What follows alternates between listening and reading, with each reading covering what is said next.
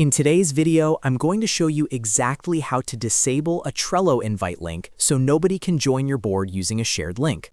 If you've previously allowed people to join with a public invite link and now want to lock things down for privacy or security reasons, this is the quick and easy way to do it. I'll walk you through the exact steps on desktop, and by the end of this video, your board link will be completely disabled.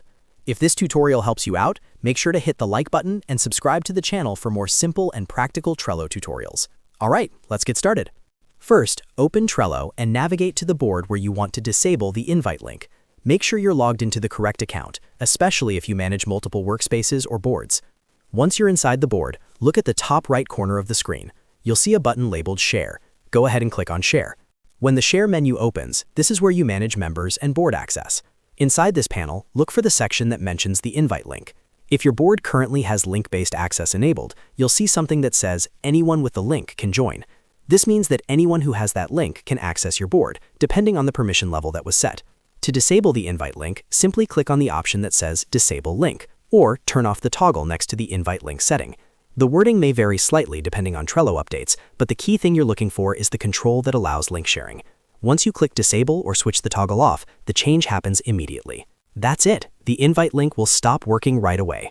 Anyone who tries to use the old link will no longer be able to join the board.